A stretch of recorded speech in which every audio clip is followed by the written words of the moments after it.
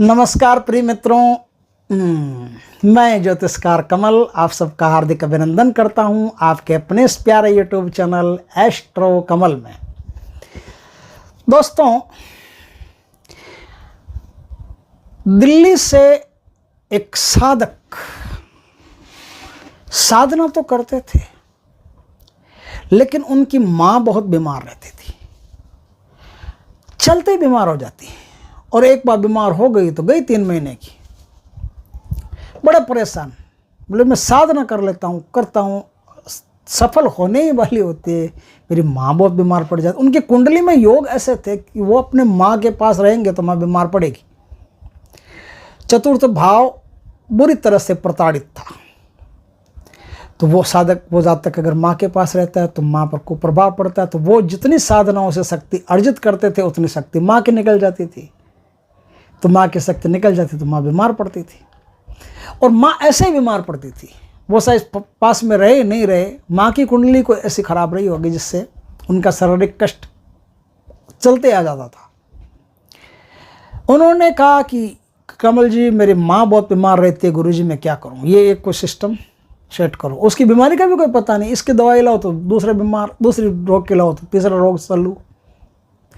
मैंने कहा देखो, गोरख के एक संत मिले, गोरखपुर के एक संत मिले, उन्होंने वर्षों पहले हमारे दादाजी को एक मंत्र दिया था कि जब भी कोई ऐसी बीमारी हो जो डॉक्टरों के समझ में नहीं आए, अक्सर तो डॉक्टर बीमारी का इलाज कर देते हैं, लेकिन डॉक्टरों को बीमारी समझ में नहीं आए तो इसका मतलब है कि बीमारी कोई रूहानी है, बीमारी कोई ऊपरी हवाओं की है, बीमारी कोई ग्रह नक्षत्रों के कारण आई है, बीमारी कोई फेट फटकार से आई है, बीमारी कोई जादू टोने से आई है, कोई ब्लैक मैजिक से आई है, कोई जिन्नात जिन्नत से आई है, कहीं और से आई है।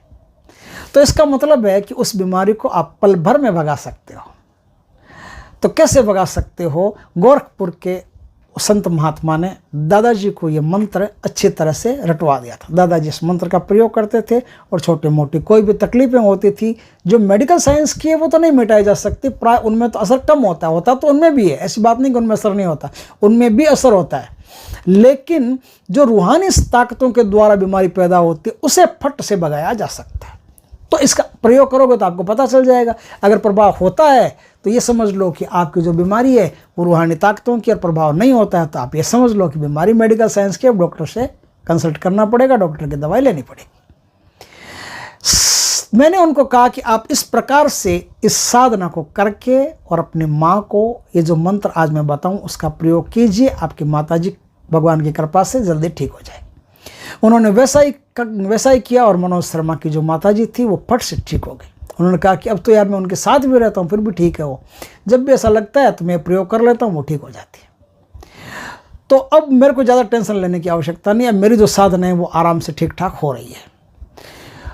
वो पुलिस में भी है, पुलिस में काम करते हैं, तो अपनी ड्यूटी भी निभानी है, साधना भी करनी है और माँ की सेवा भी करनी है, क्योंकि शादी उनकी अभी तक हुई नहीं, तो 3 काम उनको करने पड़ते हैं। घर में एक बाई आती है काम करने के लिए, बस वो बाई भोजन वजन बना करके चली जाती है, कुछ झाड़ू पोछा कर लेती है छोटा मोटा, इससे ज़्यादा वो कुछ करती नहीं है।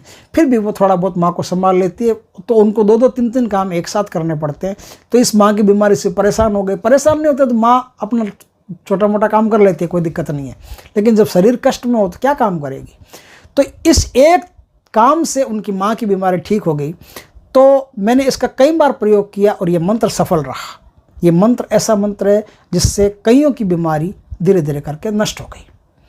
दोस्तों, आज मैं इस मंत्र को सामूहिक कर रहा हूँ और आप भी इसका प्रयोग करके देखिएगा। भगवान ने चाहा तो आपके भी अड़ोस में, पड़ोस में या घर में कोई ऐसा बीमार हो जिसको रूहानी शक्तियों के द्वारा बीमारी भोगनी पड़ रही हो, तो इसका प्रयोग करेंगे तो वो भी भगवान शिव की कृपा से फट से ठीक हो जाए। मंत्र का सोमवार के दिन आपको 1008 बार, वैसे तो ये स्वयं सिद्ध मंत्र है, लेकिन फिर भी किसी भी सोमवार के दिन 1008 बार भगवान शिव के समक्ष बैठ करके संकल्प द्वारा इस मंत्र का आपको रुद्राक्ष की माला से जाप करना पड़ेगा। ये जाप करने के बाद में फिर आप इस मंत्र का प्रयोग करने के लिए तैयार होते हैं। अब इस मंत्र का प्रयोग कैसे करना है? तो इस मंत्र का प्रयोग ऐसे करना है कि शंकर भगवान पर आपको ये मंत्र बोलते बोलते 1 बोतल या 1 लीटर समझ लो, 1 लीटर जल शिवलिंग पर चढ़ाना। शिवलिंग को जल चढ़ाने से पहले अच्छी तरह से साफ कर लेना। साफ कर लिया, पूरा पानी डाल करके ज़बरदस्त साफ कर लिया आपने, काला शिवलिंग होना चाहिए। साफ कर लिया। साफ करने के बाद में आपको क्या करना है, बाद में आपको ये जो मंत्र आज का है, इस मंत्र को बोलते बोलते धीरे धीरे बोलना और अखंडित जलधारा 1 लीटर पानी की आपको देनी है। ज़्यादा दो तो भी दे सकते हो, 1 लीटर तो कम से कम देनी है। और जो शिवलिंग का आगे का भाग होता है जिसमें से पानी नीचे गिरता है ना, उसमें कोई ऐसा बर्तन लगा करके या कैसे भी आप व्यवस्था करें कि वो पानी नीचे बह करके नाली में नहीं जाए। वो पानी जो आपका है वो कहीं स्टोर हो जाए। वो पानी आपको लेकर के आना है। वो पानी लेकर के आकर के किसी बोतल में या किसी में भी डाल लेना। 24 घंटे माता जी या कोई भी घर का जो बीमार हो, 24 घंटे में आपको वही वह पानी पिलाना। दूसरे पानी के साथ मिला करके पिलाओ। 24 घंटे में वो पानी आपका ख़त्म हो जाना चाहिए। 24 घंटे बाद में दूसरे दिन फिर शिव जी की जिस समय आप पूजा करो, शिव जी की पूजा करके जो जल चढ़ाओ, उसी तरह से मंत्र से अभिमंत्रित करके आप जल चढ़ा करके वो पानी ला करके अपने बीमार को पिलाओगे तो वो फट से ठीक हो जाएगा। ऐसा आपको 7 दिन कंटिन्यू करना है। 7 दिन कंटिन्यू करने के बाद में अब आपको मंदिर जाने की ज़रूरत नहीं है। जाओ तो अच्छी बात है, लेकिन ज़रूरत नहीं है। अब आप चाहो तो 7 बार मंत्र को बोल करके ऐसे ही किसी भी बोतल पर फूंक मार दो और वही पानी आप पिलाते रहोगे तो आपके घर में हमेशा उत्तम स्वास्थ्य बना रहेगा। यदि किसी मटकी है या किसी में भी आप पानी स्टोर करके रखते हो, वो पानी पीते हो, जूठे हाथ नहीं लगने चाहिए। पानी वही पीते हो तो उसको यदि आप अभिमंत्रित करके रख देते हो तो भी आपके घर में किसी भी प्रकार की कोई भी नेगेटिव एनर्जी काम नहीं कर सकती। तो मंत्र क्या दोस्तों, धीरे धीरे बोलता हूं, सुनिएगा। मंत्र है ओम याते रुद्र शिवा तनु शिवा विवस्वाह भेषजी शिवा रुत्तस्य भेषजी तयानो मृड जीवसे। यह मंत्र है। इस मंत्र का जाप करके आप किसी भी बीमार को आराम से ठीक कर सकते हो। ये एक अमोघ मंत्र है, स्वयं सिद्ध मंत्र है और इस मंत्र का जाप करने वाला कभी भी क्या बोलते हैं उसको, कभी भी निराश नहीं होता। उसकी आशा बनी रहती है। मंत्र के द्वारा उसकी बीमारियां ठीक होती हैं। दोस्तों वीडियो अच्छा लगे तो लाइक करो, कमेंट करो, शेयर करो और यदि पहली बार हमारे चैनल पर आए चैनल को सब्सक्राइब करो। पास में जो बेल आइकन का बटन है वो दबा दो ताकि हमारी ज्ञानवर्धक जानकारीपूर्ण वीडियो सबसे पहले आपके पास आ सके। जय श्री कृष्णा, जय भोलेनाथ की दोस्तों।